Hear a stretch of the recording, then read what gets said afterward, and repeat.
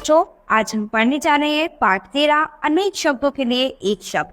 तो क्या होता है बच्चों, कि बहुत बार हम बहुत सारे अनेक शब्द होते हैं, उनके लिए हम एक शब्द का प्रयोग करते हैं। तो आइए हम इस पाठ में ऐसे ही शब्दों के बारे में पढ़ेंगे। जैसे खेती करने वाले को हम क्या कहते हैं? किसान। ठीक है। ऐसे ही मिट्टी के बर्तन बनाने वाले को क्या कहते हैं? हम कुम्हार। इलाज करने वाले को हम क्या कहते हैं? डॉक्टर। और पढ़ाने वाले को हम क्या कहते हैं? अध्यापक।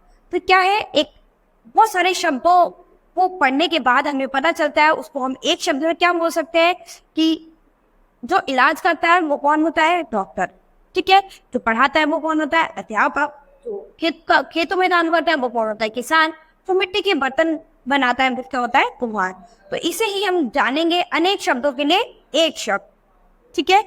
आपने पढ़ा कि ऊपर दिए गए वाक्यांशों के लिए एक एक शब्द, अनेक शब्दों के स्थान पर एक शब्द का प्रयोग करने की प्रक्रिया वाक्यांशों के लिए एक शब्द कहलाती है। ऐसा करने से कम शब्दों से ही पूरी बात समझ में आ जाती है, तो भाषा सरल और सुंदर बन जाती है। तो अगर ऐसा करेंगे तो क्या है, कम शब्दों में ही हमें बात समझ में आ जाएगी और हमारी भाषा और भी सुंदर और सरल लगेगी हमें। ठीक है।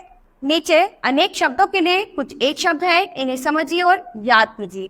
बच्चों, यहाँ पर बहुत सारे अनेक शब्दों के लिए एक शब्द है, तो इनको आप पढ़ेंगे और इनको याद करेंगे।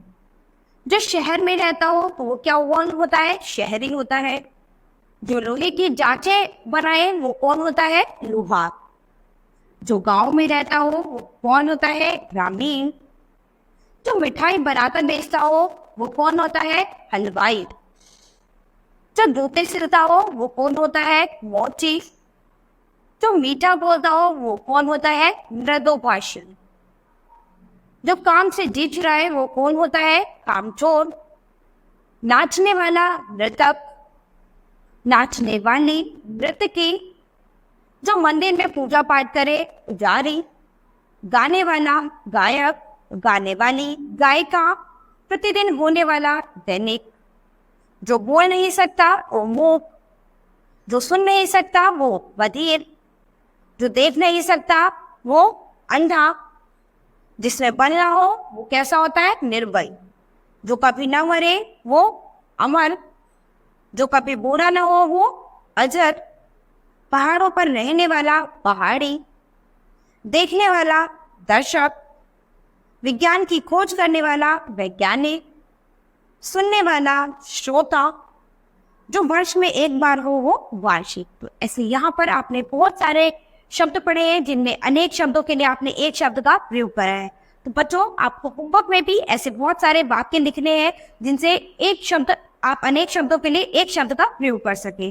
ठीक है। तो आप होमवर्क में ऐसे बहुत सारे वाक्य बनाने की कोशिश करेंगे जिनसे आप अनेक शब्दों के लिए एक शब्द बना सके। तो इससे आपका क्या है, अभ्यास हो जाएगी और आपको पता चल जाएगा अनेक शब्दों के लिए एक शब्द का प्रयोग हम किस प्रकार हम कैसे करते हैं। इससे हमारी भाषा थोड़ी सुंदर और सरल हो जाती है और हम कम समय में हम एक शब्द में ही अपनी बात को अच्छे से समझ लेते हैं। तो बच्चों, ये पाठ हमारे यही खत्म होता है। अब हम अपनी नई क्लास में मिलेंगे अपने नए पाठ के साथ। धन्यवाद।